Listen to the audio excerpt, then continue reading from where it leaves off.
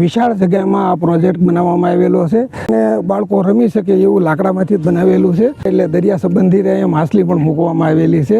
આ આખી જગ્યાનો આખો નકશો બનાવેલો છે. જો અહીંયા બાળકો મોજ કરી રહ્યા છે. જો આ રીતનું એ બનાવેલું છે. ચિત્રોડા છે આ બગલો.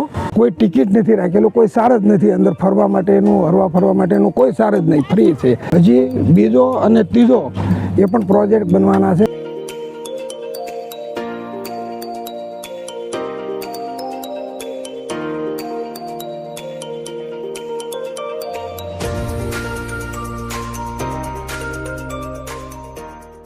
હાલો, નમસ્કાર મિત્રો, સીતારામ બધાને. તમારું બધાનું હાર્દિક સ્વાગત છે મારી ચેનલમાં. હવે આજે આપણે છે ને એક એવા નવા ડુમસમાં આપણે આવી ગયા છીએ. સુરતનો જે ડુમસ છે, દરિયાકાંઠાનો જે વિસ્તાર છે ને, એ જે પેલું પુરાણી ડુમસ નથી.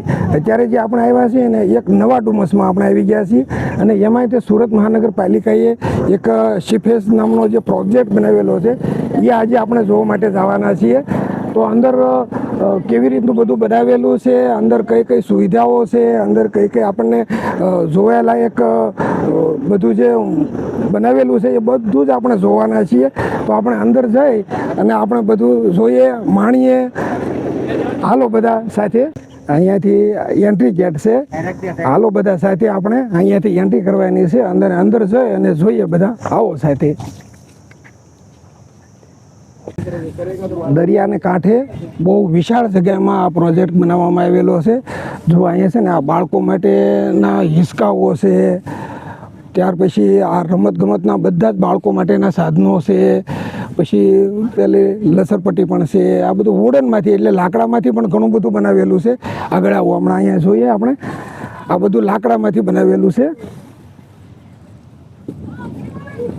આપણે ચડવા માટે, બાળકોને રમવા માટે આની ઉપર ચડી શકે, રમી શકે, એકદમ કસરત થઈ જાય એવું બધું છે. શરીર એકદમ, જો આ છે ને, આ પણ ઉપર ચડીને બાળકો રમી શકે એવું લાકડામાંથી જ બનાવેલું છે.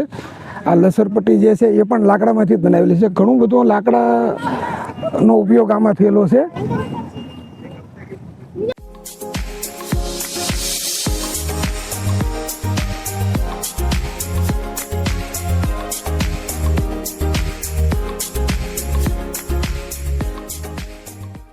જો અહીંયા બાળકો મોજ કરી રહ્યા છે.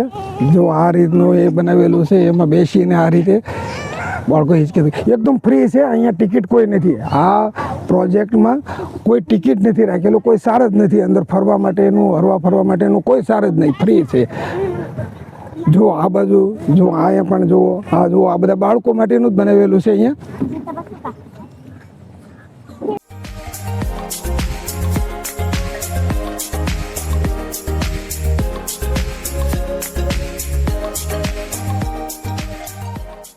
આ જો મોટી માછલી એક અહીંયા મૂકવામાં આવી છે. દરિયો નજીક રહ્યો ને એટલે દરિયા સંબંધી અહીંયા માછલી પણ મૂકવામાં આવેલી છે આ બાજુ. અને ખજૂરીનું મોટા પ્રમાણમાં વાવેતર થયેલું છે આ આખા વિસ્તારમાં. ખજૂરીનું વાવેતર થયેલું છે. જોઈ શકાય છે આપણે. અને આવો, આ બાજુ છે ને અહીંયા મેપ પણ છે, જે આ બધા અહીંયા પોઈન્ટ દર્શાવેલા છે, નંબર પણ આપેલા છે. જો આપણે આ જોઈ શકીએ છીએ. આ આખી જગ્યાનો આખો નકશો બનાવેલો છે અને એમાં નંબર પણ આપેલા છે અને નંબર પ્રમાણે અહીંયા લખાણ પણ છે. એ રીતે આપણે વાંચી શકીએ છીએ. 4 વ્હીલ પાર્કિંગ ને, બસ પાર્કિંગ ને, સોલિડ વેસ્ટ બિલ્ડિંગ ને, સબસ્ટેશન ને, આ બધું એમાં લખેલું છે ક્રમવાઇઝ.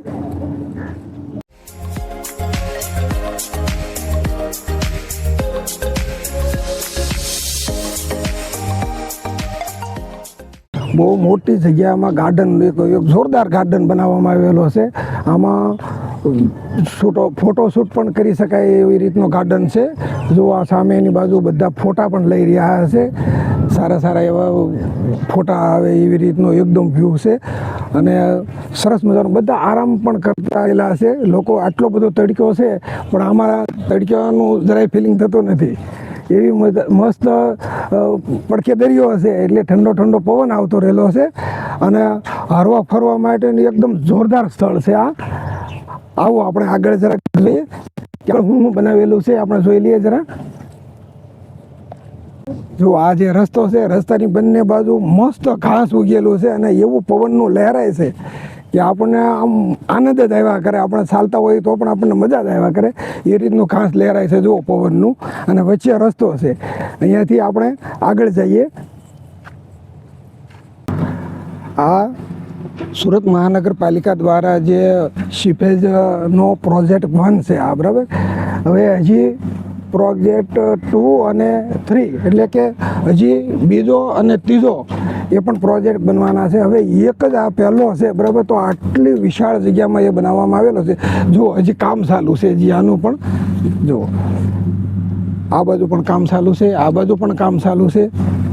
હવે આ જે પહેલો પ્રોજેક્ટ છે એ પણ આટલી વિશાળ જગ્યામાં બન્યો છે. તો હજી બીજો અને ત્રીજો પ્રોજેક્ટ બનશે, તૈયાર થાય ત્યારે કેવડી વિશાળ જગ્યામાં આ સીપેજ બનવાનું છે એનો આપણે અંદાજ લગાવી શકીએ. ગાર્ડનમાં એક શિપ બનાવેલી છે અને એ નૌકા માટેની નેવિક શિપ છે. આપણે ચાલો એ પણ જોઈ લઈએ. આવો.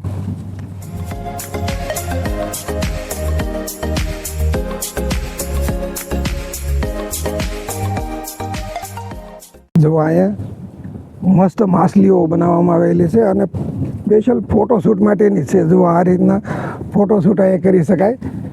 આવી રીતના ઊભા રહીને પાછળ સાગર આવી જાય, પાછળ એકદમ મસ્ત દરિયાનો વ્યૂ આવી જાય અને આવી રીતના ફોટોશૂટ કરી શકે. એટલા માટે મોટા પણ કરી શકે ને નાના બાળકો પણ કરી શકે. એટલે આ છે ને નાની માછલી પણ બનાવવામાં આવેલી છે. નાના બાળકો પણ અહીંયા ફોટોશૂટ કરી શકે છે.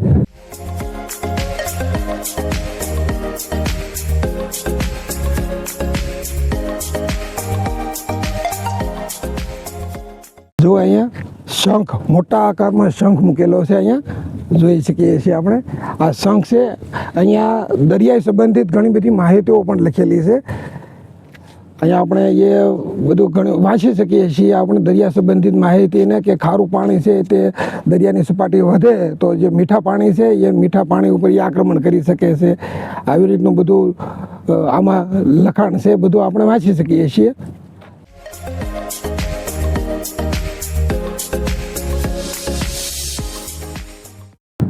આ જુઓ મોટા મોટા પથ્થરોથી દરિયાનો આ જે કિનારો છે એ આખો કિનારો બાંધેલો છે કે જ્યારે દરિયામાં જ્યારે ભરતી આવે ત્યારે આ પ્રોજેક્ટને કોઈ નુકસાન ન થઈ શકે. દરિયાનો આ જે કાંઠો છે એને ધોવાણ ન થઈ શકે. એટલા માટે મોટા મોટા પથ્થરોથી આખો કાંઠો બાંધી દેવામાં આવ્યો છે. જો આવડા મોટા મોટા પથ્થરો છે.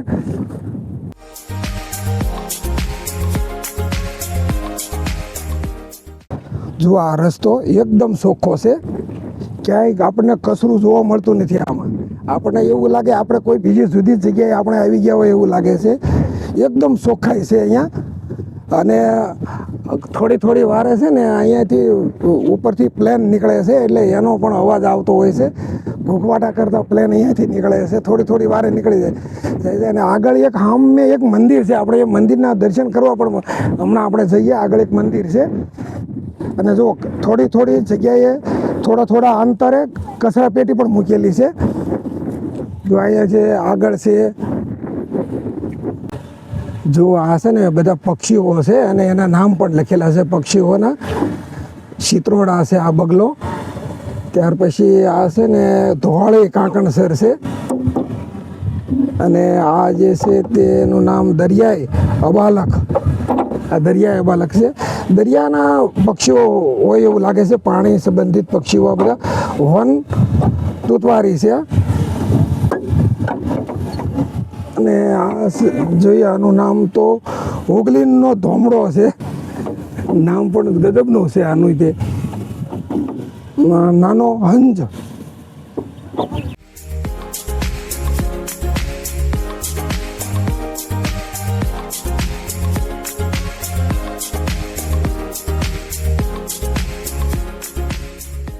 બહુ વિશાળ જગ્યામાં આ પ્રોજેક્ટ બનાવવામાં આવેલો છે. હવે આમાં જોઈએ આ કામગીરી જોઈએ ને આપણે તો સુરત મ્યુનિસિપલ કોર્પોરેશન છે એમની જે કામગીરી છે એ વખાણવા લાયક છે અને બિરદાવવા લાયક છે. કારણ કે આવડો મોટો પ્રોજેક્ટ અને એ પણ દરિયાને કાંઠે એમણે જે આ નિર્માણ કર્યું, ઊભો કર્યો, હજારો લોકો હરીફરી શકે, જોઈ શકે, જાણી શકે, આવો મજાનું એકદમ મસ્ત સ્થળ બનાવી દીધું. એના માટે સુરત મ્યુનિસિપાલિટીને આપણે થેન્ક યુ કહી દઈશું.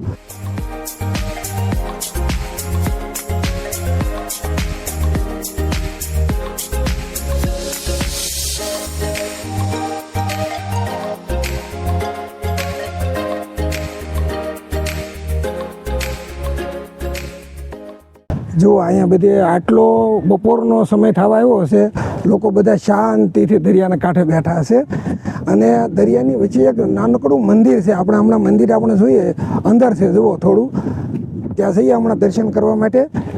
જુઓ યોગા ગ્રાઉન્ડ છે આવડું. આ જો આપણે અહીંયા જોઈ શકીએ છે કે અહીંયા યોગા શાંતિથી લોકો કરી શકે છે. એ માટેનું આખું આ ગ્રાઉન્ડ બનાવેલું છે સ્પેશિયલ એના માટે કે યોગા ગ્રાઉન્ડ.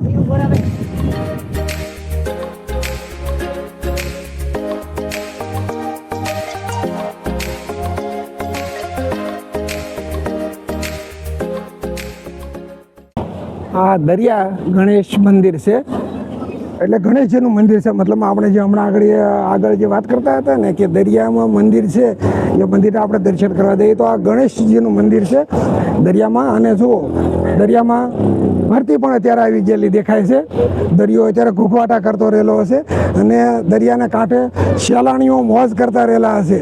જુઓ લોકો બધા દરિયામાં ફરતા રહેલા છે. દરિયાના કાંઠે આ બધા નાસ્તાના સ્ટોલ પણ છે. અહીંયા નાસ્તો કરવો હોય તો એ પણ વ્યવસ્થા છે બધી.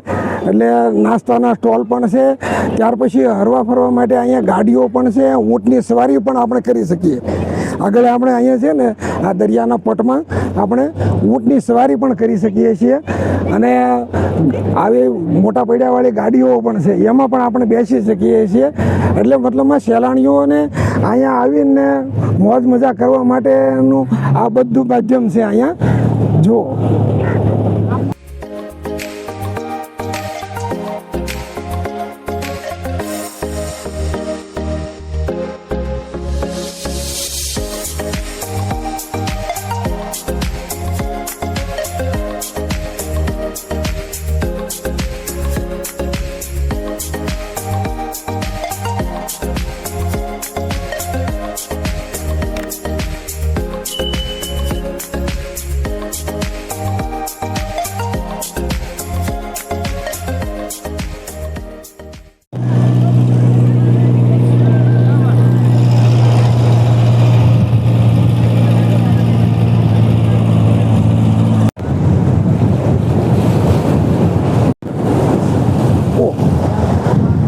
થોડા સમય પહેલાં જોરથી વાતો એવી આપણને સાંભળવા મળતી હતી કે ડુમસનો દરિયો સુકાઈ ગયો છે, ડુમસના દરિયામાં પાણી દૂર વહી ગયું છે.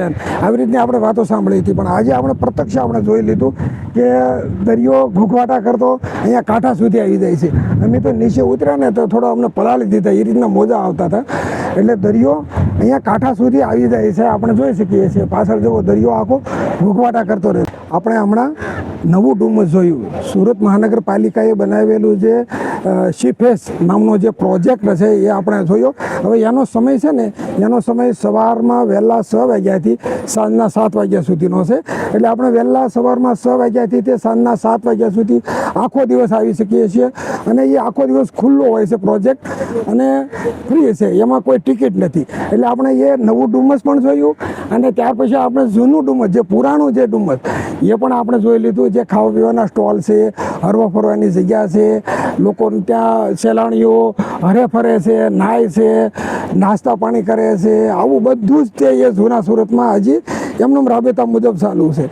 અને ત્યાર પછી હવે આપણે આ વિડીયાને અહીંયા આપણે વિરામ આપીએ છીએ. હવે આપણે કોઈ એવા નવા વ્લોગમાં ફરી પાછા અવનવું લઈ અને ફરી પાછા મળશું. ત્યાં સુધી અમને રજા આપશો તો વિડીયોને લાઈક, શેર અને સબસ્ક્રાઈબ જરૂર કરજો. આવજો.